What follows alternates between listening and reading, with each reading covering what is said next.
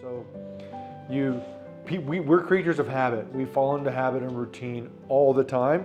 I can tell you right now, when it comes to whatever your trapping style or method is, there's going to be a routine or habits you always do. Sometimes those are good, but those often can be getting you in trouble as well. And trying to figure out, this animal, often it's not about, you don't want to start with this animal, you actually want to start with yourself. What am I doing, right? And look at yourself, have a good critical analysis, figure out the things you're repeating, and check your ego at the door. Trapping in general, like most things that are hard in life, the ego doesn't serve you, that well. But when it comes to, there's a handful of animals out there that are really kind of on the pedestal as far as being able to catch consistently. Wolves are certainly one of them. You got to check your ego at the door, and even if you've caught hundreds of them, when you have a challenge or this or that, stop going, well, this is what I always do. That statement is never good.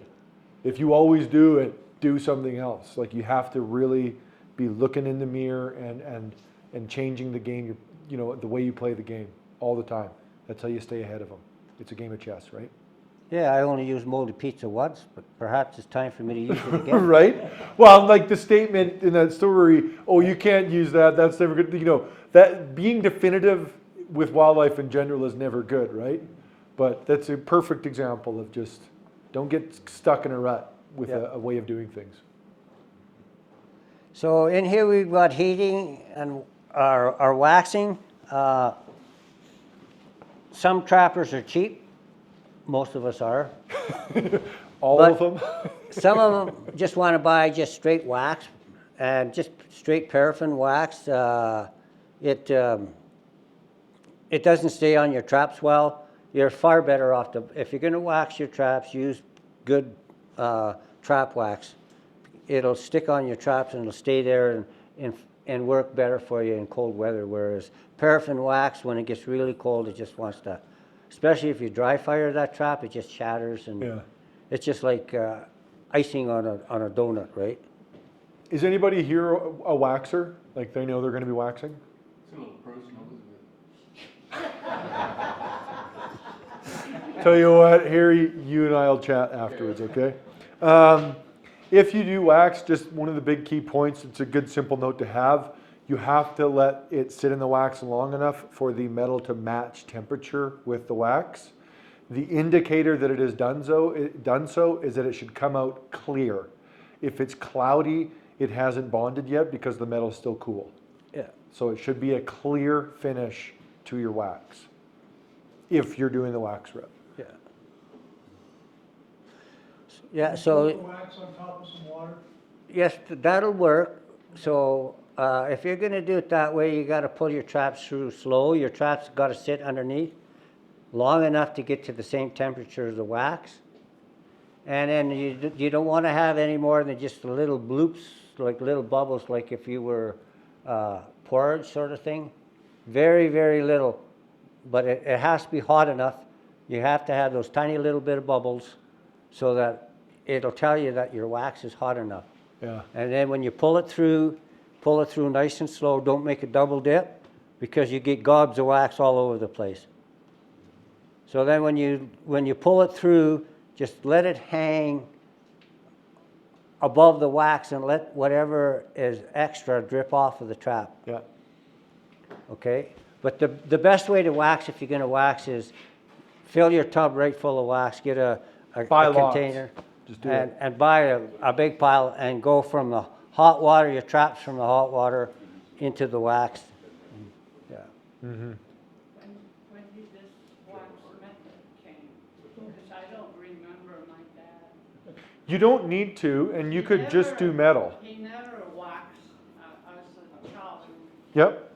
He tried most of it. He never remember waxing, preparing stuff. You technically don't need to, but one of the big things wax does is it just gives your trap more longevity.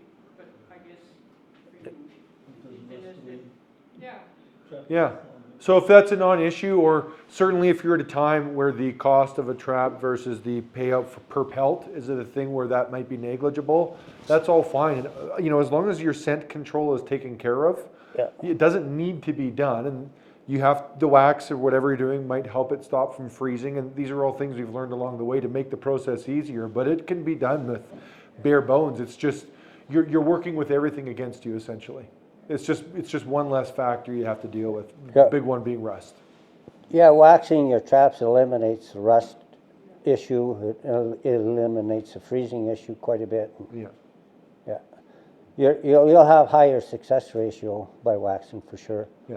Or by dipping. And yet you come home with 2 dogs sled with just filled with Yeah. milk. Yeah. Yeah. Yeah. That was So, that and was in the 50s. Yeah, and then it depends too what you're trapping, right? Because so lynx and that, it don't matter. You could stick anything on the ground and catch a lynx, Yeah. right? But you won't a wolf, right? So, yeah, that makes a difference. Yeah, so allowing time for the trap to heat to the same temperature is the key thing if you're going to do the waxing thing when you're dipping, and removing wax from jaw contact areas and from the trigger and notch area. So if you got dogless traps, you go in and make sure that you clean out that notch where it holds onto the jaw. Don't wax your underwater beaver traps and try to set them. That can be really deadly. yep. So, but your dogs and your triggers and that, they all have to, the wax has to be cleaned off. And you want to do that all before you go out and set the trap if you're going to use wax. The next one is a real key thing, and I notice a lot of guys, they miss this one step, transporting clean traps. So they'll go and they'll throw some beaver meat or whatever in a skimmer, and they'll throw their traps in the same skimmer as they got their meat. Instead of taking, if you're going to do in your bait, use one toboggan or skimmer for your bait and one skimmer for your traps. Yeah. And like label those toboggans as such. Yeah. Don't Otherwise mix you'd that be like next my year. uncle. Everything smells like a beaver. Right. Yeah. The those big pail, the big Rubbermaid bins you actually get work great, especially if you're going out of a pickup truck. But even in a Skidoo, you can strap them in, and all the weight's at the bottom. They're not a big deal, but they're nice because you're not busting your back every time. They're tall enough, like just a big garbage bin, like those there. Yeah, they work fantastic. Fill them with some peat moss, and Bob's your uncle. Yeah, that's another thing. Makes good trap cover too. If you take peat moss and you're taking, like if you've got like a couple of old windows around, take your peat moss and spread it out during the summer and put a window over top of it. It'll draw all moisture out of your peat moss, and then bag it up in dry bags. And I know guys that keep them in their granaries and stuff, and they have bags of that stuff which they use for their lake holding during the winter. That and like badger or gopher dirt too. Yeah. Just go out all summer and just Oh, fill badger pails dirt. of Oh. it. Works amazing.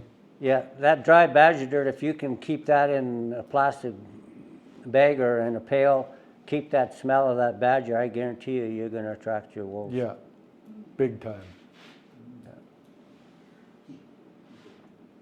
There's a lot of stuff out there that you can use that's not mentioned. Another thing is, so we'll say that I use my lake hole trap and I catch a wolf in it and there's some blood on it. What should I do with that? Any ideas? Leave it there. Yeah. If there's a lot of blood, I'll take and I'll wipe a little bit off, but I'll leave it there.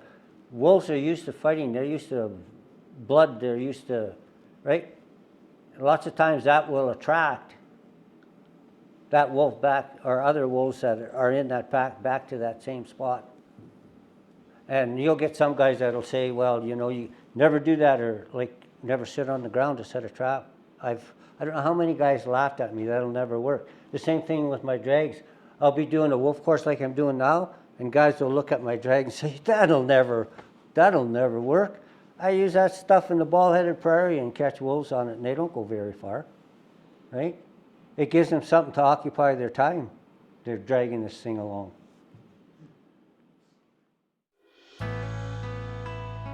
Did you like this video? If you did, I think you're gonna like this one right over here. So check it out. And I appreciate your subscribing if you haven't done so already. Remember to do that while you're watching this next video. Click like, it all helps us out for this channel. Catch you next time.